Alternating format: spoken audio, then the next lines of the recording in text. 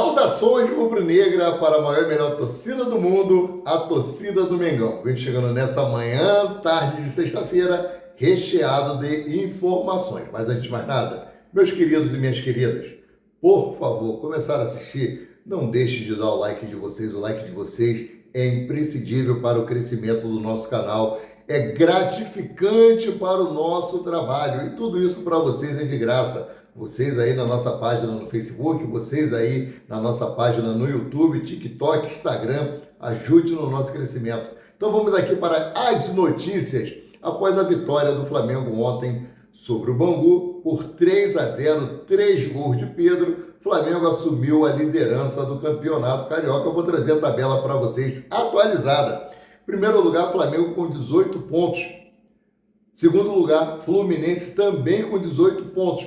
Por que o Flamengo está na primeira colocação, PQD? Porque o Flamengo tem um saldo de gol melhor do que o Fluminense.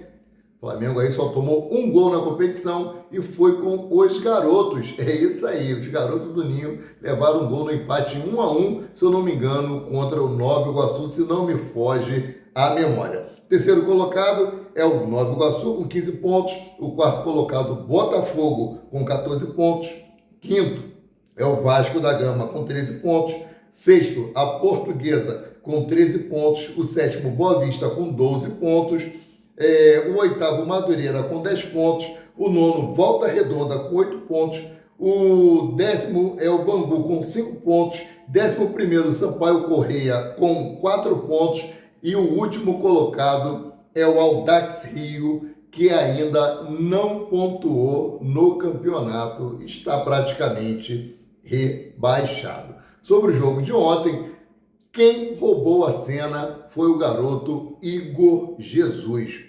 Foi aí, jogou de terno. Foi o grande destaque do jogo do Flamengo ontem. Luiz Araújo também, o garçom, esteve muito bem na partida também. Pedro, que marcou seus 3 gols aí, ultrapassou. Romário é o atleta do Flamengo que mais marcou hat-trick. É o Pedro aí ultrapassando o Romário, né? Depois eu trago para vocês no vídeo da tarde a quantidade de gols dele, a quantidade de gols do Romário também, tá? O Tite, ele tem ali fortalecido muito o sistema defensivo do Flamengo. Ele vem aí montando o time de trás para frente.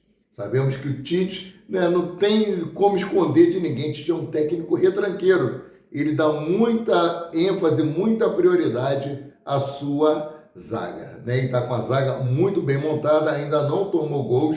Sabemos aí que, por sorte também, que no jogo contra o Vasco, o Léo Pereira conseguiu tirar 2 gols embaixo da trave, né? O elenco do Flamengo está de folga hoje, se reapresenta amanhã no CT União do Urubu, já avisando o seu próximo compromisso contra o Boa Vista na terça-feira que vem. Esse final de semana, Flamengo não entra em campo. Depois do jogo contra o Boa Vista, teremos o clássico com o Fluminense. Aí vamos ver.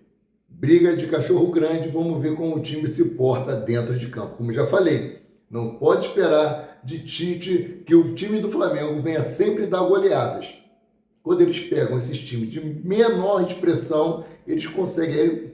Meu bairro Bangu, o time aqui da minha região, é muito fraco. Me desculpem, não estou falando da instituição, estou falando do time do Bangu, é muito fraco, então não serve de parâmetro, né? No jogo contra o Botafogo, 1-0 no finalzinho, 0-0 contra o Vasco da Gama, vamos ver contra o Fluminense, no jogo lá contra o Orlando City, foi um jogo muito trucado, o Flamengo tomou sufoco do Orlando City. Então vamos ver contra o Fluminense. Aí sim vamos avaliar melhor o time do Flamengo, né? Mudando aqui de assunto, Mateuzinho já aparece com a camisa do Corinthians no site da CBF e o lateral foi vendido aí por 21,3 milhões para o clube paulista. Foi vendido, não sabemos se o Flamengo vai receber, né? Um outro assunto aqui, né, um assunto chato, que eu não gostaria nem de estar trazendo para vocês, mas a minha função é deixá-los informados.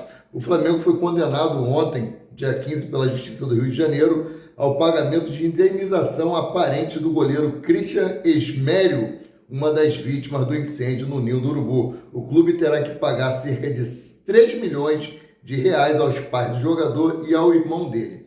E mais uma pensão de 7 milhões de reais todo mês até a data que o garoto se completaria 45 anos de idade ou até o falecimento dos seus pais.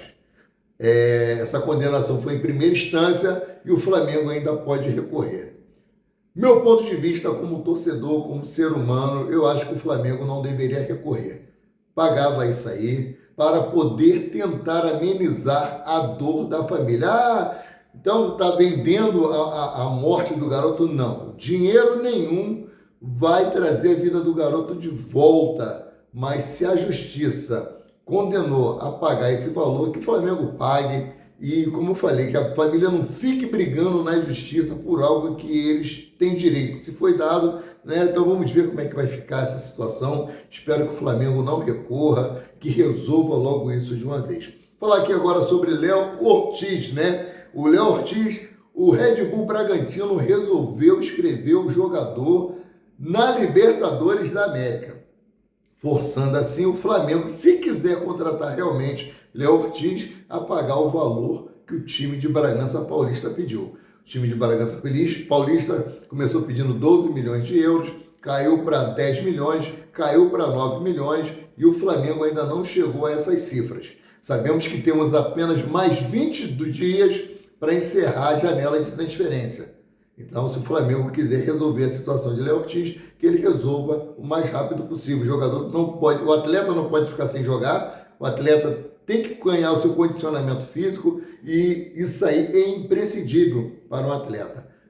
O treino, os jogos, para que ele possa estar bem física, tática e tecnicamente. E falando sobre contratações, vamos falar aqui sobre Thiago Maia.